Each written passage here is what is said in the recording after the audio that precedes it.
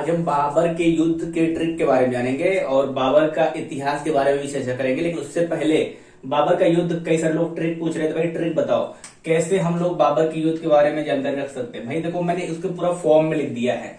ठीक है, बाबर ने कब कौन सा युद्ध शुरू किया था और कौन से युद्ध पर उसकी खत्म हुई, उसकी मतलब जर्नी खत्म हुई, वो सब कुछ मैंने यहाँ पर लाइन से लिख दिया है। देखिए, सबसे पहले मैं आपको बता दूं, कई लोगों को पता नहीं है बाबर का असली नाम।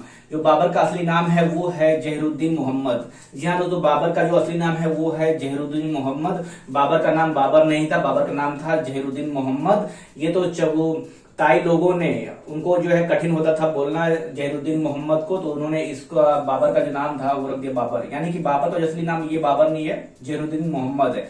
लेकिन चुगताई लोग हैं, ऐसे एक मतलब वहां पर सभ्यता थी, वे लोगों को आता नहीं था इसका मतलब उच्चारण करना, इसलिए उन लोगों ने जहीरुद्दीन मोहम्मद को बाबर नाम से पुकारने लगे। बाद में बाबर प्रसिद्ध हो गया। यानी कि बाबर के बारे में ये जब आप लोग सीखेंगे तो उसमें ये चीज जो क्वेश्चन है बहुत कॉम्पिटिटिव एग्जाम में पूछा जाता है कि बाबर का असली नाम क्या है। तो आप लोग को याद रखना है कि बाबर का असली नाम जहीरुद्दीन मोहम्मद है। चलिए अब आप बाबर के युद्ध ट्रिक को आगे बढ़ाते हैं। यहाँ पर शुरू करते हैं। पहला 1504 ईस्वी में बाबर ने काबुल को जीता। काबुल आपको पता है कहां पर है। बाबर ने 1504 ईस्वी में काबुल को जीता। उसके बाद से दूसरा 1507 ईस्वी में बाबर ने कांधार को जीता। बाबर ने 1507 ईस्वी में कंधार को जीता। उसके बाद से तीसरा बाबर का युद्ध 1519 ईस्वी से लेकर 1526 ईस्वी तक भारत पर 5 बार आक्रमण किए। किसने किए? बाबर ने। इसके बाद तीसरा, पहला युद्ध क्या था? बाबर का पहला युद्ध 1504 ईस्वी में काबुल को जीता। बाबर का दूसरा युद्ध 1507 ईस्वी में कंधार को जीता। उसके बाद से 1519 से लेकर 1526 तक ये भारत पर 5 बार आक्रमण किया, लेकिन फेल रहा, उतना उसको सफलता नहीं मिली बाबर को। उसके बाद से चौथा युद्ध, यहाँ पर बाबर का चौथा युद्ध 1526 ईस्वी में पानीपत के मैदान में हुआ था। दिल्ली के सल्तनत इब्राहिम लोदी को जीता। बाबर ने जो है हिंद सल्तनत, इब्राहिम लोदी उस समय जो है दिल्ली पर बैठा हुआ था, राज कर रहा था, शासक था हिंद का। उस समय हिंदुस्तान को हिंद बोलते थे, तो उस समय जो शासक था दिल्ली में वो था इब्राहिम लोदी।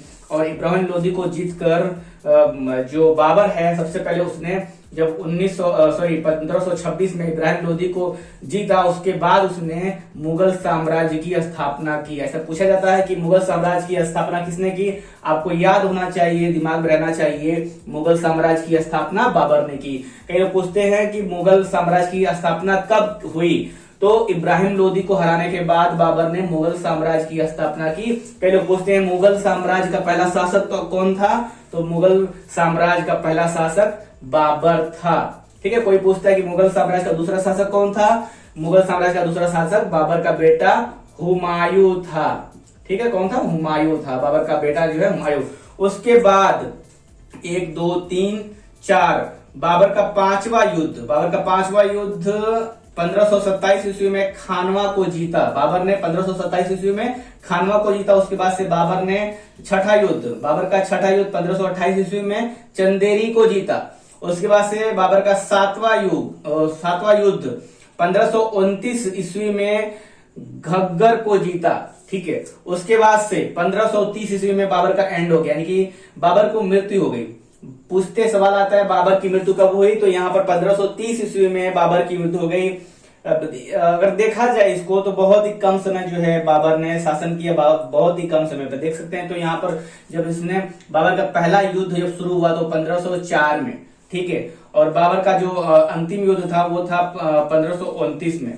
तो आप देख सकते हैं बहुत कम समय तक इसकी मतलब युद्ध थी, बहुत कम समय तक इसने जिया। 1530 में इसकी मृत्यु हो गई। तो बाबर का युद्ध के बारे में जाना। बाबर के युद्ध के बाद हम जानेंगे बाबर का शासन काल, शासनावधि, मतलब बाबर ने कितने समय तक राज किया, कितने समय तक शासन स्थापित किया, शासक कितने समय तक रहा। ठीक है, तो 20 अप्रैल 1526 से लेकर 26 दिसंबर 1530 तक बाबर का शासन काल है। मतलब इतने समय तक बाबर ने शासन किया था।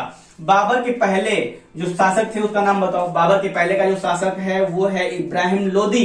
सुल्तान हिंद पहले था, यानी कि सुल्तान हिंद, हिंद का जो सुल्तान था वो था पहले इब्राहिम लोदी। इब्राहिम लोदी को हराकर बाबर ने भारत में मुगल साम्राज्य की स्थापना की थी। उसके बाद मुगल साम्राज्य का जो पहला शासक है वो है बाबर। बाबर के बाद शासक कौन था? बाबर के बाद का जो शासक है वो हुमायूं का ये बाबर का बेटा ही है, हुमायूं।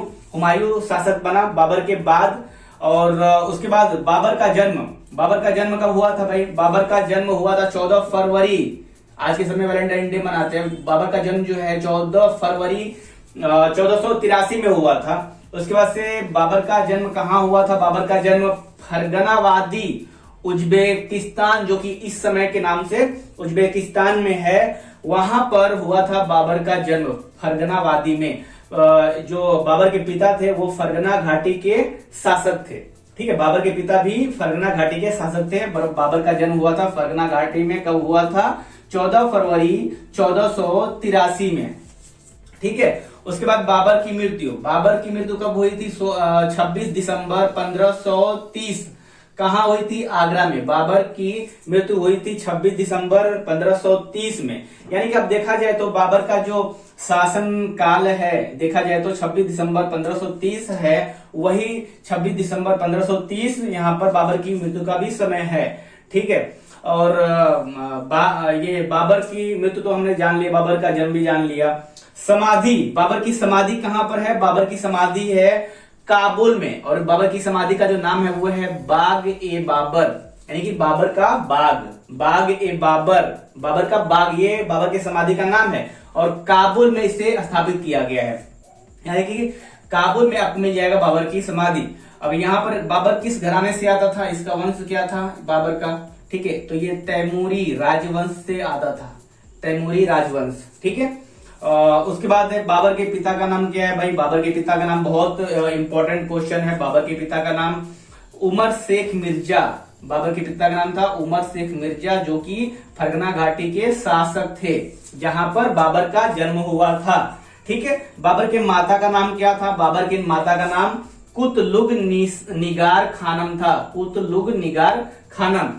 बाबर के पिता का नाम, बाबर की माता का नाम भी क्वेश्चन में आता है, बहुत वेरी इंपॉर्टेंट क्वेश्चन है, पूछा जाता है बहुत बार, तो आप लोग ध्यान से देखिएगा। बाबर के पिता का नाम उमर शेख मिर्जा, बाबर की माता का नाम कुतलुग निगार खानम।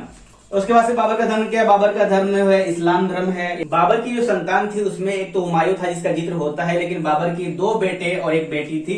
बाबर के 2 बेटे में पहला तो हुमायूं हो गया, दूसरा था कामरान मिर्जा, और उसकी बेटी का नाम था गुलबदन बेगम। ठीक है, तो बाबर के बेटे का नाम हुमायूं, पहले बेटे का नाम हुमायूं और दूसरे बेटे का नाम कामरान मिर्जा और उसकी बेटी का नाम गुलबदन बेगम। ठीक है, तो ये है बाबर का इतिहास, हमने यहाँ पर जाना। देखा जाए तो बाबर का जो शासन काल है वो भी कम है, और उसके बाद बाबर का जो पूरा मतलब एक उसका जन्म और मृत्यु का जो अंतराल है वो भी कम है। जैसे देख सकते हैं कि बाबर का जो जन्म है वो 1483 में है और बाबर का जो मृत्यु है वो 1530 में है, यानी कि बाबर की मृत्यु 1530 ईस्वी में हो गई है। तो यहाँ पर कहा भी जाता था कि मतलब बाबर ने अपने पुत्र हुमायूं के बीमार पड़ने पर उसने अल्लाह से हुमायूं को स्वस्थ करने के लिए कहा तथा उसकी बीमारी को खुद दिए जाने की प्रार्थना की अल्लाह से। उसके बाद ही जो बाबर था उसका जो तबीयत है फिर पहले के मुताबिक जो है यहाँ पर बिगड़ने लगा था। उसके बाद स्वास्थ्य उसका बिगड़ गया था। 1530 में 48 वर्ष की उम्र में उसकी मृत्यु हो गई थी।